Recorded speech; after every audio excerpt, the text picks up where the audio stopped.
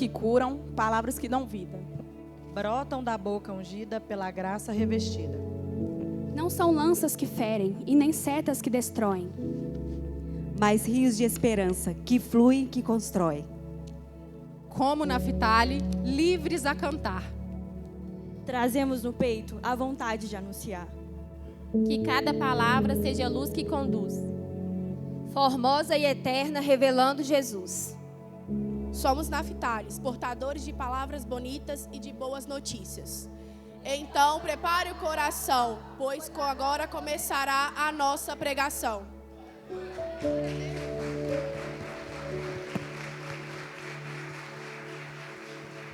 Aleluia! Bom dia, Igreja Batista Tempo de Deus.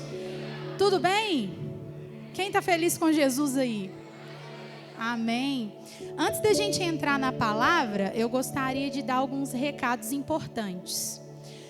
Terça e quinta nós temos culto normalmente às 8 horas, amém? No domingo haverá Santa Ceia, não deixe de participar da Santa Ceia. E no sábado tem limpeza, igreja. Quem vai ajudar aí, dá um glória a Deus. Então eu conto com a igreja aqui no sábado. A gente vai estar aqui limpando 8 horas da manhã. A gente toma um café aqui, é bem legal. A gente faz muita bagunça e limpa também. E quem quiser vir, está convidado. Amém? Vai ser muito bem-vindo. Então, antes de entrar na palavra, eu também queria orar. Porque é tudo sobre Deus. Amém? Vamos buscar a presença dEle. Porque se não for a presença dEle, de nada adianta tudo. Não é verdade? Então, vamos orar. Deus, nesse momento, Senhor, nós estamos diante da Tua presença para Te dar glória, para Te exaltar, Senhor, e para Te engrandecer. Nós estamos diante da Tua presença, Senhor, porque nós reconhecemos o Senhor como nosso único e suficiente Salvador. Nós somos dependentes de Ti, Deus. Por isso nós estamos aqui, Pai, para aprender mais da Tua palavra, para ouvir, Senhor, a Tua voz. Então ministra, Senhor, no coração da Tua igreja. Senhor, que nesse momento, ó Pai, não seja sobre mim, mas seja sobre a Tua palavra. Porque eu, Senhor, não tenho capacidade se não for o Senhor. Eu não consigo transmitir a Tua palavra se não for o Senhor. E a Tua igreja precisa da Tua palavra. Então que eu possa sumir, Pai, para que o Senhor cresça e a Tua palavra dê frutos, ó Pai. Que as pessoas que entraram aqui hoje, ó Deus, procurando uma resposta no Senhor, possam sair saciadas e cheias da Tua presença. É o que eu te peço. Toma o Teu lugar de honra. Fique à vontade, Espírito Santo, porque essa casa é Tua, Senhor. É Tua. Tudo é sobre Ti. Tudo é para Ti. Não é sobre pastores, não é sobre mim, mas é sobre o Senhor. Em nome de Jesus, amém. Glória a Deus. Quem dá um glória a Deus aí? Bom, vamos entrar então para a palavra. Vamos aprender sobre a história de Naftali. Mas para falar de Naftali, a gente precisa falar que tudo começou com Abraão. Quem aí conhece Abraão? Amém. Abraão, ele foi o patriarca da fé. Ele foi o homem escolhido por Deus para Deus fazer uma aliança com ele. E que aliança foi essa? Deus falou com ele: saia do meio da tua terra, da tua parentela e vai para a terra que eu vou te mostrar. Porque lá eu vou aumentar a sua descendência e você será pai de nações. Então tudo começou com ele. Então de Abraão veio Isaac, veio Jacó. E de Jacó veio os 12 filhos que originaram as 12 tribos de Israel. E cada um desses filhos, que originaram essas tribos, carregam consigo uma característica profética.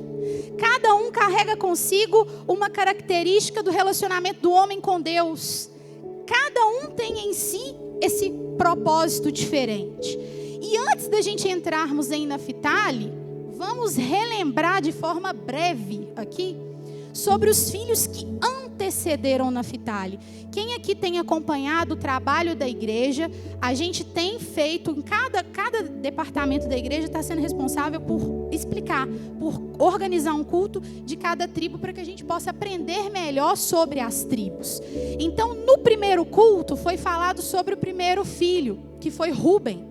E o significado do nome de Rúben era eis um filho.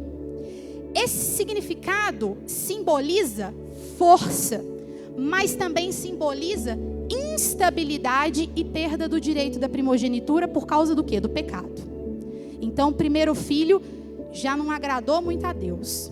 O segundo filho foi Simeão. Simeão significa Deus ouviu. E isso representa o desejo de ser ouvido. Mas Simeão, ele foi lembrado pela sua violência e por sua impetuosidade, o que também já deu ruim. O terceiro filho, nós aprendemos que foi Levi. Levi significa união. Embora Levi inicialmente foi marcado pela violência, após o seu posicionamento, Deus chamou para um serviço sacerdotal, um serviço ali que demandava entrega ao Senhor, o servir na casa do Senhor. O quarto filho foi Judá, e o significado de Judá é louvor. Essa tribo está ligada à liderança, à vitória e à linhagem do Messias, do próprio Cristo. E a quinta tribo foi Dan. O último culto que teve do culto das tribos, a gente aprendeu que o significado do nome de Dan é Deus julgou. E representa justiça, mas também representava ali a semente da idolatria no meio do povo. E hoje nós chegamos em Naftali. E o que a gente pode aprender com essa tribo? Como a imagem dessa tribo se conecta conosco, com o nosso chamado. É isso que Deus quer ministrar no nosso coração nessa manhã. Então, a gente vai entrar na história de Naftali. E para entender a história de Naftali desde a origem, a gente tem que voltar na história de Jacó. Jacó, muitos aqui já ouviram a história, ele se apaixonou por Raquel, filha de Labão. Mas para que Jacó tivesse Raquel, foi imposto a ele que trabalhasse 7 anos para conquistar, para conseguir Raquel. Só que como ele amava Raquel, ele se dispôs a trabalhar 7 anos. E ao final desses 7 anos, no dia lá que ele ia conseguir ela, ele foi enganado. Porque ao invés de ser entregue a ele Raquel, foi entregue a ele Lia. E então, ele queria Raquel. Era a que ele amava. Então, ele se dispôs a trabalhar mais 7 anos para conquistar Raquel. Trabalhou mais 7 anos e conseguiu Raquel. Isso tudo, essa história, ela está lá em Gênesis, no capítulo 29. Então, a disputa dessas irmãs marcou a história de toda a família. E aqui eu quero que a igreja entenda. Por que disputa? Porque, de um lado, nós tínhamos Raquel, que era amada, mas não podia ter filhos. E queria muito ter filhos. De outro lado, nós tínhamos Lia, que não era amada e que podia ter filhos. E que queria conquistar Jacó através do nascimento de filhos. Então, de um lado, tinha uma que queria ter demais o filho e não podia ter. Do outro, tinha uma que tinha filha... como é que fala? A reveria. Isso. Então, foi nesse contexto de disputa que nasceu Naftali. O que a Raquel fez? Ela entregou a sua serva, que se chamava Bila, para poder se deitar com Jacó e ter filho, tipo, em nome dela. Ter filho para ela. E aí veio Naftali. Tanto que quando Naftali nasceu, a Raquel falou o seguinte, lá em Gênesis 30, no versículo 8. Com grandes lutas, lutei com minha irmã e venci. Por esse motivo, por todo esse contexto que eu estou aqui contando para a igreja através da Bíblia, que ele veio nesse contexto de luta, de combate. E por isso o nome dele significa minha luta, meu combate. Refletindo não apenas o contexto do conflito entre as irmãs, mas também de todo o conflito que marcaria ali toda a sua trajetória, que a gente vai aprender. Então, Naftali, ele nasceu, ele cresceu com os 12 filhos de Jacó, formou sua família, e ele teve, a Bíblia nos conta que ele teve 4 filhos. Eu vou falar aqui o nome deles, é bem difícil. Se eu tiver errado e alguém tiver propriedade, pode me corrigir. Ele teve 4 filhos, foi Jazeel, Guni, Gesser e Silém. E esses 4 filhos que foram os formadores dos clãs da tribo de Naftali. Amém? Quem está entendendo, diga amém. Então, Naftali e seus irmãos, eles cresceram. E aí vem toda aquela história que a gente conhece. Eles presenciaram a época de José no Egito, o filho amado de Jacó. José, que foi vendido como escravo no Egito pelos seus irmãos, e então se tornou governador do Egito. Ele presenciou isso. E eles foram para lá quando houve fome na terra. É isso que a Bíblia nos conta. Assolou fome na terra de Canaã. Então Jacó e toda a sua família foi recepcionado no Egito por José. E Naftali, sua descendência, estava ali presenciando aquele episódio. Então os descendentes de Naftali ali no Egito, eles cresceram. Eles se multiplicaram. Então de algumas dezenas de pessoas, a descendência de Naftali se tornou milhares de pessoas. Só que com o passar do tempo ali no Egito, os israelitas, eles se tornaram uma ameaça para Faraó. Então, eles acabaram se tornando escravos. E aí a história que a gente também conhece. Durante cerca de 400 anos, eles ficaram escravizados no Egito por Faraó. E ali eles foram impostos a eles trabalhos árduos, trabalhos forçados. E naquele contexto estavam ali os naftalitas, para vocês entenderem. Nesse contexto vem Moisés. Moisés, ele foi o homem levantado por Deus para libertar o povo de Israel do Egito. Então Deus levantou Moisés, ele foi chamado por Deus. Moisés enfrentou o Faraó. Nesse episódio, ele proclamou ali as pragas, ele conduziu Israel à liberdade. Então foi Moisés o papel principal que Deus usou para isso. E Naftali e a sua descendência estava ali no meio daquelas pessoas que viram o mar vermelho se abrir para o povo de Israel sair, fugir do Egito. Tanto é que a Bíblia vai nos contar que os naftalitas, eles eram tão fortes e em grande quantidade que eles foram contados como parte do exército de Israel. A Bíblia nos conta com 53.400 homens em idade de guerra dos naftalitas estavam lá no exército, lutando. E aí, nesse contexto, o Senhor libertou o povo de Israel do Egito e falou para eles que iria dar para eles a terra prometida, que era Canaã.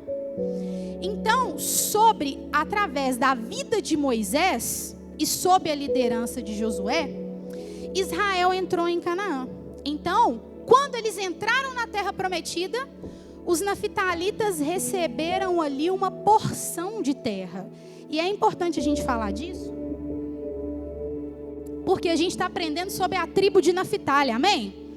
Então, eles receberam ali uma porção de terra. E a Bíblia vai nos contar que essa porção de terra que eles receberam era numa região fértil. Era uma região com muitas montanhas, com vales, perto do mar da Galileia. Então, o acampamento dos naftalitas ali na terra prometida ficava ao norte, mais especificamente, sob a bandeira de Dan, junto de Aser. E isso mostra então para nós que a tribo de Naftali não era uma tribo pequena, era uma tribo significativa, era uma tribo que tinha um papel importante no exército do Senhor. Tanto é que Moisés profetizou sobre Deus, através de Deus, sobre aquela tribo. E aí eu convido a igreja a abrir a sua Bíblia lá em Deuteronômio.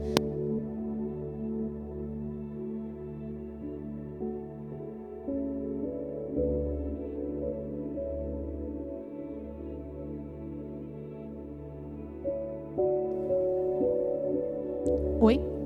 Eu convido a igreja a abrir em Deuteronômio, no capítulo 33, no versículo 23.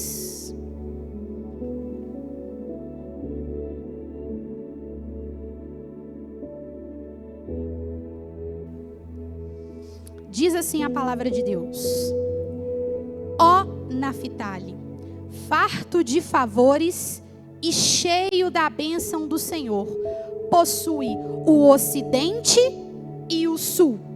Então aqui a gente está vendo que eles receberam uma promessa. Por quê? Olha o que Moisés disse: ó Naftali, farto de favores e cheio da bênção do Senhor. Então era uma tribo que tinha a bênção do Senhor. Então eles receberam ali parte daquela terra prometida. E como eu disse para vocês, a terra que Naftali recebeu, ela era estratégica. Por quê? Estudando um pouco mais, ela era uma terra que era rota de comércio. Ela era uma terra que era rica em recursos naturais. E isso é bom para a tribo. Quem concorda comigo? Isso é bom. Então, ela era uma terra que tinha ali paisagens deslumbrantes. Só que tinha um problema. Apesar de ter tudo isso de bom, ela tinha um ponto negativo. Ela estava localizada perto das fronteiras. E por isso, vivia tendo ataques dos inimigos ali. Então, direto tinha ataque na terra de Naftali. Direto tinha ataque. E seguindo a história, para que nós possamos entender todo o contexto, depois que eles alcançaram a terra prometida, o povo de Israel, eles eram conduzidos por juízes. À época que ainda não tinha reis. Para quem não sabe, os juízes eram homens e mulheres de Deus, levantados ali por Deus, para conduzir o povo. Então era uma época que cada tribo vivia sob a condução de um homem e de uma mulher de Deus. E nesse contexto é importante ressaltar que vocês até conseguiram ver que no teatro que foi apresentado pelas crianças, um dos heróis foi um naftalita, que foi o Baraque, da cidade de Guedes. Por quê? Ia ter uma guerra, teve uma guerra travada. E aí, foi Baraque da cidade de Guedes, isso. Baraque, ele surgiu em um período que Israel, ele estava oprimido pelo rei Jabim e por seu general Cícera. Então, a Bíblia nos conta que o rei Jabim, que atacou Israel, ele possuía 900 carros de ferro. Então, a gente vê que não ia ser fácil, né, para os naftalitas. Então, foi nesse momento que a profetisa Débora chamou Baraque e deu a missão de liderar ali a guerra. Então, ele conduziu 10.000 homens, tanto homens da tribo de Naftali, como homens da tribo de Zebulon. E eles juntos ali venceram a batalha. Séculos depois, veio a época dos reis. Aí o povo já não era mais conduzido pelos juízes, mas pelos reis. E nesse contexto que entrou, vou falar brevemente porque eu não posso estender muito aqui, que entrou Saul, que entrou Davi, que entrou Salomão, e aqui eu paro em Salomão. Porque quando veio Salomão, que houve a divisão dos reinos. Então Israel, que era um só, se dividiu em reino norte e em reino sul. Quem está conseguindo me compreender, diz um amém. Israel, que era um, foi dividido em dois. O reino sul era formado pela tribo de Judá e pela tribo de Benjamim. E o reino norte foi dividido pelas demais tribos e pela tribo de Naftali. Então, Naftali, nesse momento, fazia parte do reino norte de Israel. Então, muitas vezes, fazendo parte do reino norte, eles caíram. Por quê? As tribos do reino norte, muitas vezes, se afastaram de Deus. As tribos do reino norte, muitas vezes, caiu em idolatria. muitas vezes desagradou a Deus. E por isso as suas terras foram invadidas repetidas vezes pelos inimigos. Repetidas vezes. Mas o ataque que eles mais sofreram, que foi o mais doloroso, foi aquele que ocorreu em 732 a.C., com o rei da Síria. Mais especificamente, um rei que chamava Tiglat-Pileser III. Ele veio, invadiu a região de Naftali.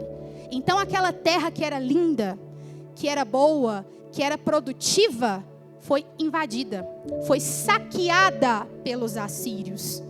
E o que aconteceu nesse contexto? Os naftalitas, eles foram levados para o cativeiro. Se tornaram escravos. Aquele povo que era um povo que tinha tudo de Deus, tinha a bênção. Lembra lá que a gente leu em Deuteronômio 33, capítulo 23? Cheio da bênção do Senhor, cheio, farto do favor do Senhor. Aquele povo agora estava no cativeiro, estava escravo. E isso está lá em 2 Reis, no capítulo 15, versículo 29. Quem puder abrir comigo, 2 Reis, capítulo 15, versículo 29.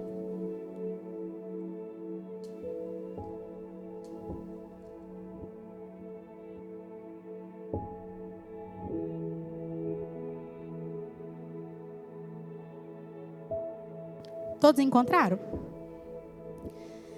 Diz assim: durante o seu reinado, Tiglat-Pileser, rei da Síria, invadiu e conquistou Ijon. Tomou Gileade e a Galileia, inclusive toda a terra de Naftali, e deportou o povo para a Assíria. Então isso que eu estou falando para vocês está aqui na Bíblia. O povo de Naftali, que era um povo rico, cheio da bênção e do favor do Senhor, estava agora cativo. Só que, nisso tudo, Deus não esqueceu de Naftali. Deus não se esqueceu, porque Ele não se esquece daqueles que são seus. Ele se lembra, Ele é fiel. E sabe aonde que isso está escrito? Abre comigo lá em Isaías, no capítulo 9, versículo 1 e 2.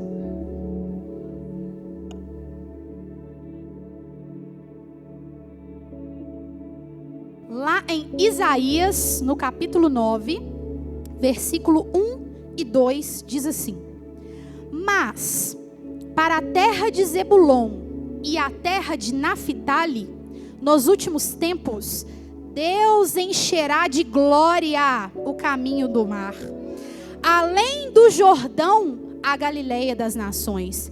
Olha só, presta atenção nessa parte, igreja. Diz assim, ó: o povo que andava em trevas viu uma grande luz. Eu vou repetir para a igreja entender. O povo que andava em grande trevas viu uma grande luz. E quem é a luz? É Jesus. Então, essa promessa de Deus aqui feita para os naftalitas através do profeta Isaías apontava para algo muito maior. Um dia, aquela terra que foi marcada pela guerra, ela iria se tornar o palco da glória de Deus, porque Deus prometeu. Então séculos se passaram disso que eu estou contando para vocês. E quem nasceu? Jesus. Ele nasceu. E onde ele cresceu?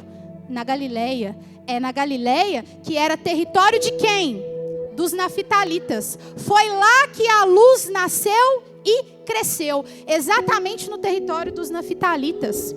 Então foi em Cafarnaum, à beira do mar da Galileia, que iniciou o ministério de Jesus. E ali as coisas começam a mudar. Ali iniciou o ministério de Jesus. Isso tudo, igreja, que eu estou narrando, se vocês quiserem confirmar, está lá em Mateus, no capítulo 4, entre os versículos 13 e 16. Quem quiser ler depois, eu não vou ler, porque o nosso tempo é curto. Então ali Jesus chamou alguns dos seus discípulos, ali Jesus operou milagres, ali ele pregou para multidões, ali ele curou enfermo, ali ele expulsou demônio, ali ele anunciou o reino de Deus e as coisas começaram a mudar. Então a terra de Naftali, que parecia aquela terra esquecida, aquela terra apagada, ela começou a se tornar a luz aonde a luz brilhou. Ela começou a se tornar a terra aonde a luz brilhava. E aqui entra o cerne da mensagem. É aqui que entra o cerne da mensagem. E eu peço a atenção da igreja para isso, porque Deus quer falar no nosso coração. Aqui a gente consegue ver que quase que o cativeiro de um homem ofuscou a promessa de Naftali. Porque, como eu disse, Naftali tinha uma promessa. Lá em Deuteronômio 33 a gente viu. Naftali tinha uma promessa. Só que aí veio o rei da Assíria tentando ofuscar a promessa que Deus tinha para eles. Então, por isso que eu disse que quase que o cativeiro de um homem ofuscou a promessa de Naftali. E aí eu quero levar a igreja a refletir comigo para a gente conseguir entender. Eu contei para a igreja a história da Bíblia, que em 732 a.C., o rei da Assíria invadiu a região de Naftali. Então os filhos de Naftali, eles foram levados ao cativeiro. Eles perderam a sua terra e eles perderam a sua identidade tribal. Então, aos olhos humanos, o que parecia aquilo ali? A promessa que Moisés fez para a gente acabou. Se perdeu, evaporou. Porque como que nós, cativos, somos fartos do favor e da bênção de Deus? A promessa sumiu. Peraí, não existe mais. Deus esqueceu da gente. O que a gente vai fazer? Só que Deus nos trouxe aqui nessa manhã para ministrar no nosso coração que para Ele cumprir as promessas dEle na nossa vida, não depende das circunstâncias. As circunstâncias externas, sejam elas políticas, sejam elas financeiras, elas não atrapalham a promessa se cumprir quando Deus tem uma promessa para nós. Isso é impossível, porque Ele é fiel, Ele cumpre as promessas que Ele faz. E assim aconteceu com a terra de Naftali. Então, o que a gente consegue aprender com toda essa história? Primeiro, que as lutas não anulam as promessas. As lutas não anulam as promessas. Os naftalitas, eles foram levados ao cativeiro. Eles enfrentaram situações que parecia estar arrancando a promessa de Deus da vida deles. E muitas vezes isso acontece com a gente também. Muitas vezes o nosso cativeiro é outro.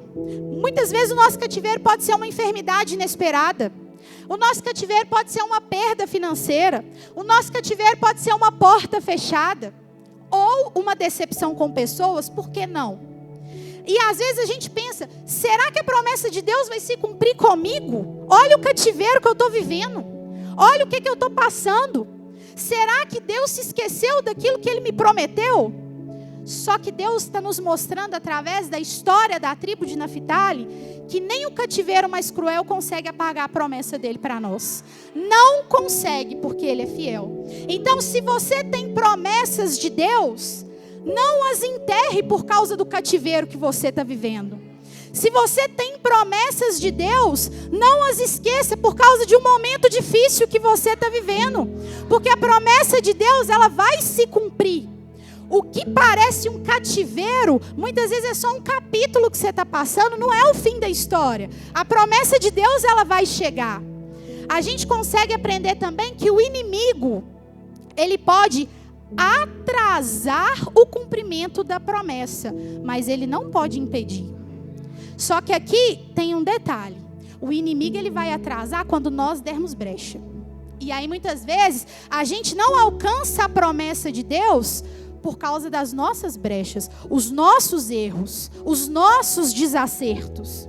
Então, o rei da Síria ali, ele era poderoso, ele esmagou o exército de Naftali, ele levou o povo naftalita e aos olhos humanos parecia o fim da tribo. Só que aqui também entra um outro detalhe importante. Os naftalitas também receberam uma promessa através da vida de Jacó. E essa promessa, ela está escrita lá em Gênesis, no capítulo 49, versículo 21. Quem puder abrir, pode ficar à vontade.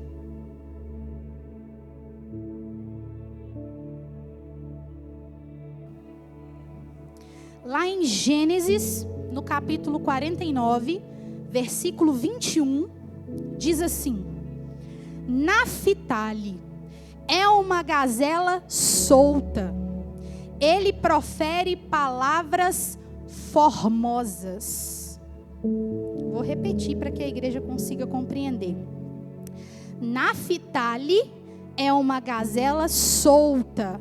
Ele profere palavras formosas. Aqui, para quem não conseguiu entender, gazela solta remete à liberdade. Está falando que Naftali é como uma gazela solta, é livre. E aí, vamos voltar na história, vamos voltar no contexto. Eles estavam livres? Não. Eles estavam aprisionados. É diferente. E aqui, mais uma vez, eles poderiam ter pensado: como é que eu sou livre? Eu estou aprisionado. Cadê a promessa de Deus? Cadê aquilo que Deus falou comigo? Como que eles poderiam se comparar a gazelas soltas? Aqui, quando a promessa fala palavras formosas, significa que eles eram porta-voz de Deus. Eles levavam as boas novas de Deus. Hoje, isso para a nossa vida, como que a gente leva as boas novas? Como que a gente se posiciona como um porta-voz de Deus? Através do testemunho, através da nossa fé. E muitas vezes, se a gente está num cativeiro, como que a gente pensa: eu vou ser o porta-voz de Deus? Como que a gente pensa: eu vou falar a palavra de Deus para o outro, eu vou pregar a palavra de Deus para o outro, se eu estou vivendo um cativeiro? Cadê a promessa? Eles poderiam estar se questionando. Então, muitas vezes, igreja, o inimigo, ele tem tentado apagar a nossa fé através das situações. Muitas vezes ele tem tentado destruir a nossa família, tem tentado roubar os nossos sonhos, mas ele não tem autoridade para pôr um ponto final naquilo que Deus determinou para nós, nas promessas que Deus tem para nós. E a gente consegue aprender também que a promessa, ela é maior do que a dor presente. A promessa, ela é maior do que a dor presente. Ali Naftali parecia esquecido. Só que séculos depois, foi na mesma terra dos naftalitas que Jesus começou o seu ministério. Então aqui a gente consegue ver e entender que o cativeiro que eles estavam vivendo foi substituído pela glória de Deus. Eu vou repetir: o cativeiro que eles viviam foi substituído pela glória de Deus. E o nosso cativeiro também pode ser substituído. Aquilo que a gente tem vivido também pode ser substituído. A gente tem que entender que a promessa de Deus, ela é maior do que o sofrimento momentâneo que nós estamos passando. A gente tem que focar na promessa de Deus. E para finalizar, eu já vou finalizar, gostaria de chamar o pessoal do louvor, se já puderem subir, por gentileza. Amém? Glória a Deus.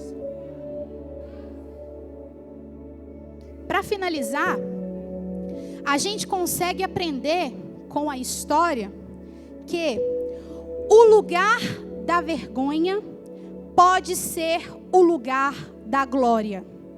O lugar da vergonha pode ser o lugar da glória.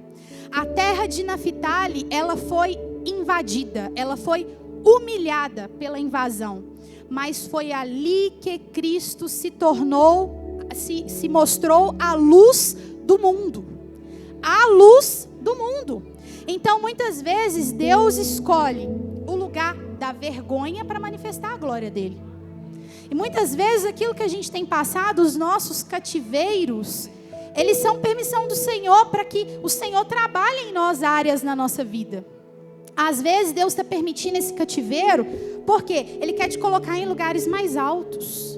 E se você não passar por esse cativeiro, como que você vai chegar lá? Então aqui a gente vê que Deus escolheu o lugar da vergonha para se tornar o lugar da glória dele.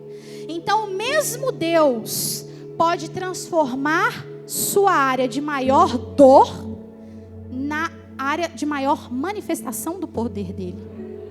Então é isso que Deus quer ministrar na vida da igreja nessa manhã. É isso que Deus falou comigo. Eu não vou estender, mas antes da gente finalizar, eu queria fazer um convite para a igreja, para a gente orar, para que vocês possam aí refletir no coração de vocês. Qual é o cativeiro que eu estou vivendo? Eu posso me posicionar e Deus mudar essa situação, porque a promessa dele não morreu para mim. Ele é fiel. Amém? Eu convido todos a ficarem de pé para que a gente possa orar.